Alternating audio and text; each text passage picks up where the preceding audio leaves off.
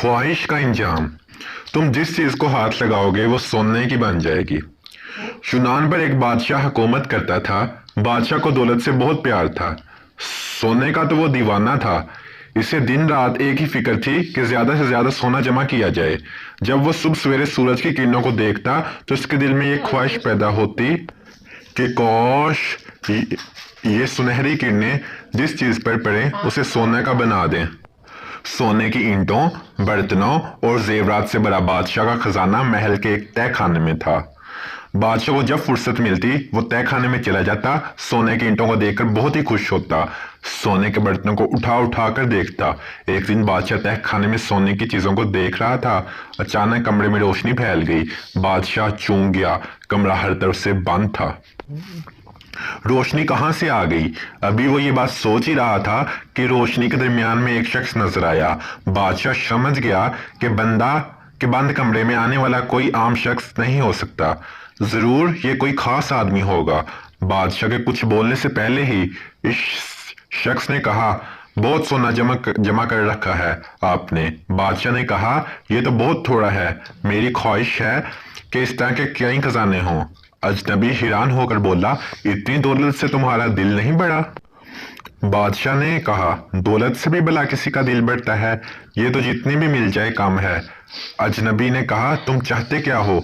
बादशाह ने जवाब दिया, मैं चाहता हूं कि जिस चीज को मैं हाथ लगाऊं वो सोने की बन जाए। अजनबी ने कहा, ठीक है, कल सुबह सूरज की पहली किरण के साथ ही तुम जिस चीज को हाथ लगाओगे वो सोने की बन जाएगी। उसके साथ ही अजनबी ने बादशाह से कहा, 1 मिनट के लिए आंखें बंद करो। बादशाह ने आंखें बंद कर ली और जब दोबारा खोली तो कमरे में वो अकेला था। अजनबी जा चुका था। दूसरे दिन बादशाह की आंख सुबह सवेरे ही खुल गई। वो बहुत खुश था। जो ही सूरज तुलू हुआ, सूरज की सुनहरी किरणें अंदर आईं। बादशाह हैरान रह गया। बादशाह जिस चीज को हाथ लगाता वो सोने की बन जाती। बिस्तर की चादर सोने की बन गई। उसने मेज पर से ऐनक उठाकर आंखों पर लगाई। इसे कुछ नजर न आया क्योंकि ऐनक सारी की सारी सोने की बन गई थी। नाश्ते का वक्त हो गया था। मेज पर तरह तरह के लजीज खाने मौजूद थे। बादशाह भी बैठा ही था कि इतने में नन्ही शहजादी हाथ में सुनहरे रंग का गुलाब का फूल तोड़ने गई थी, लेकिन वो सब पत्थर की तरह सख्त हो गए थे। प्यारी बेटी, बादशाह ने मुस्कुराते हुए कहा, इसमें रोने की कौन सी बात है? अब तो ये सोने के बन गए हैं और पहले से ज्यादा खूबसूरत और कीमती हो गए हैं। तुम इत्मीनान से नाश्ता करो। ये कहकर बादशाह ने चाय दानी उठाकर प्याली में चाय डालने की कोशिश की, लेकिन चाय दानी सोने की बन गई। प्याली सोने की और प्याली में चाय पिघला हुआ सोना थी। सोना कौन पी सकता है? इसने रोटी, मक्खन, अंडे और मछली खाने की कोशिश की, लेकिन इसका हाथ लगते ही हर चीज सोना बन जाती। मैं खाऊं पीऊं कैसे? कैसे खाए पीने बगैर मैं मर जाऊंगा? मैं जिंदा नहीं रहूंगा। बादशाह परेशान हो गया। शहजादी थोड़े फासले पर हंसी खुशी खाने में मसरूफ थी। उसने सर उठाकर देखा तो उसे अंदाजा हुआ कि इसका बाप कुछ परेशान सा है। वो इसके पास आकर बोली, बाबा जान, खैरियत तो है? आप परेशान नजर आ रहे हैं। बादशाह ने प्यार से इसकी पेशानी को चूमा।